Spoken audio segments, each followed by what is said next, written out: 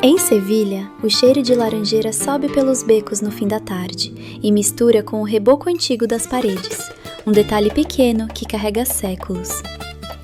Por 7 séculos, 3 civilizações dividiram o mesmo solo, e cada uma deixou sua linguagem gravada na pedra. Os mouros fundaram aqui uma tradição de geometria e devoção, que moldou cada praça e cada pátio. Os judeus e os cristãos acrescentaram o que era seu: comércio, liturgia, nave gótica, e o resultado não foi uma síntese pacífica, mas uma tensão criativa que durou gerações e produziu uma das civilizações mais densas da história europeia. Quando você chega, percebe que a Andaluzia não preserva o passado. Ela ainda o carrega, vivo. Os lugares que aparecem a seguir mostram isso de perto.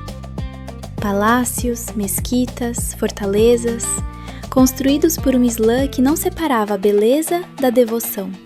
O que une esses lugares é a recusa em separar o belo do sagrado. Alhambra, Granada. O sultão Yusuf I começou a construir os palácios nazaridas no século XIV, com uma intenção precisa: criar na terra uma imagem do paraíso descrito no Corão: jardins, água corrente, sombra e geometria infinita. Cada centímetro do estuque foi esculpido à mão por artesãos que viam o ornamento não como decoração, mas como linguagem teológica. O Pátio dos Leões, com seus 124 colunas e a fonte central sustentada por 12 leões de mármore, representa o cosmos islâmico em miniatura. Os leões marcam as horas pelo fluxo da água. Você entra no Salão dos Embaixadores e entende que o teto de madeira com 5.360 peças encaixa não uma constelação qualquer, mas os 7 céus do paraíso. Chegue ao abrir às 8h30 da manhã. A luz ainda é baixa, o ar é frio e os pátios pertencem a quem teve a paciência de acordar cedo. Mesquita Catedral, Córdoba. Em 856, colunas de mármore, granito e jaspe, o califa Abd al-Rahman I tentou fundar em Córdoba o que Meca era para o Oriente, o centro espiritual do mundo islâmico ocidental. As colunas foram recolhidas de Roma, de Cartago, de templos visigodos, cada uma com altura diferente, problema resolvido com arcos duplos sobrepostos em branco e vermelho, que hoje parecem multiplicar-se até o infinito. No século XVI, Carlos I autorizou a construção de uma catedral renascentista no coração da mesquita. Quando viu o resultado, teria dito: destruíram algo único para construir algo que se pode ver em qualquer lugar. A catedral ficou, a mesquita sobreviveu ao redor dela. Real Alcázar, Sevilha.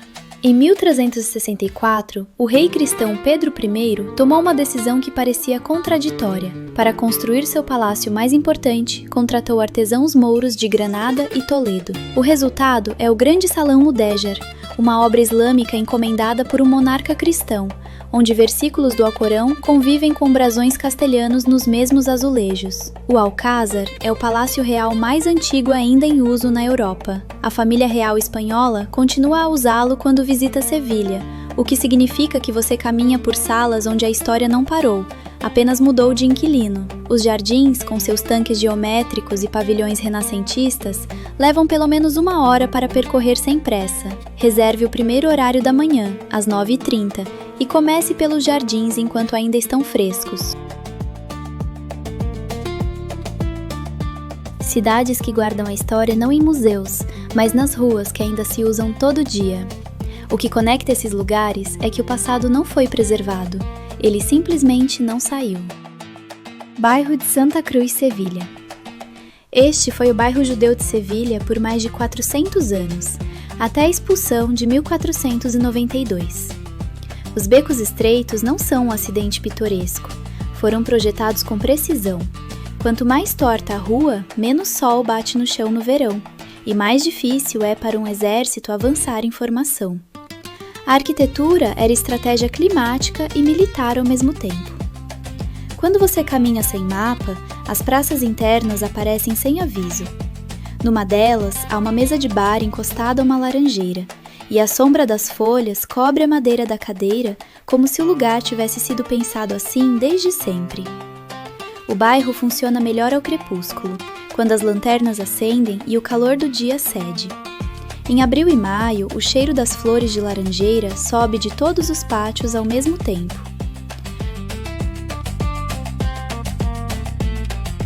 Cádiz, cidade velha. Os fenícios fundaram Cádiz há mais de 3.000 anos, o que faz desta a cidade habitada de forma contínua mais antiga do Ocidente. Ela avança sobre o Atlântico numa península tão estreita que de qualquer ponto você está a poucos minutos do mar aberto. Essa posição moldou tudo. A luz é diferente das cidades interiores da Andaluzia, mais branca e mais cortante, refletida pela água em 3 lados. A cúpula dourada da Catedral Barroca, construída entre 1722 e 1838, parece flutuar acima dos telhados quando você a vê do mar. Suba a Torre Tavira no fim da tarde e você entende o que 3.000 anos de Porto Atlântico produzem. Um horizonte sem obstáculos, o cheiro de sal e o som de uma cidade que nunca parou de olhar para fora. O mercado de Lavinha serve peixe que saiu do oceano horas antes. Há lugares na Andaluzia onde a cidade não foi construída sobre o território, foi construída a partir dele, como se a pedra tivesse decidido a forma antes dos habitantes. O que conecta esses lugares é uma arquitetura que não disfarça o terreno, mas o torna visível.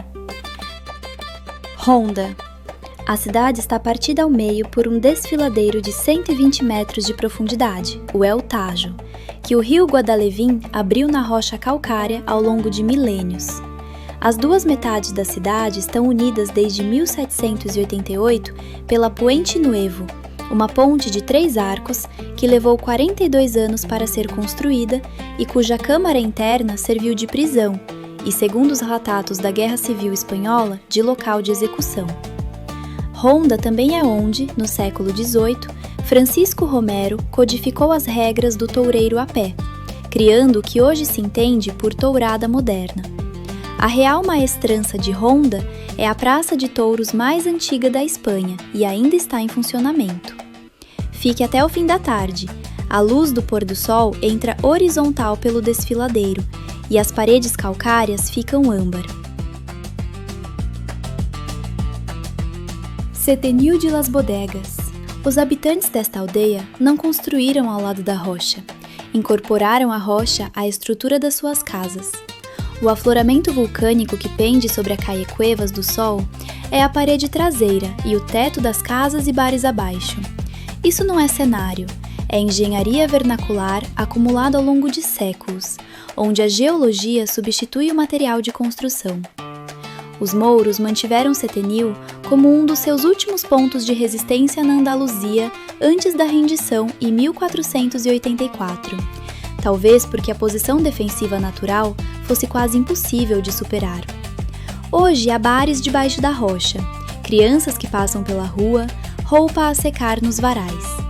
A aldeia funciona como sempre funcionou. Pueblos Blancos, Serra de Cádiz. A cal branca não é apenas estética, foi uma tecnologia. Durante a Reconquista, as aldeias da fronteira entre territórios cristãos e mouros eram caiadas de branco para refletir o calor e para serem vistas de longe. A cor era uma sinalização política tanto quanto uma solução climática. Zahara de la Sierra, Arcos de la Frontera, Vegé de la Frontera, cada uma dessas aldeias ocupou uma crista rochosa não por acidente, mas porque a altitude era a única defesa disponível. De longe, as casas cúbicas e as falésias brancas se tornam indistinguíveis. A aldeia parece ter brotado da própria rocha. Em março e abril, as encostas ao redor ficam cobertas de flores silvestres. No entardecer, as paredes refletem a luz laranja e o branco some. Tem uma coisa pequena que fica depois da Andaluzia. O cheiro de laranjeira que sobe de um pátio fechado em Sevilha numa tarde de abril. Um cheiro que você não esperava e não consegue mais desassociar do lugar. É um detalhe que você não planejou guardar. Nessas pedras há mais do que uma visita comporta, e você só entende isso quando está lá. Se esse guia ajudou você a entender o que torna Andaluzia diferente de qualquer outro lugar da Europa, deixe um comentário com qual desses destinos você quer conhecer primeiro.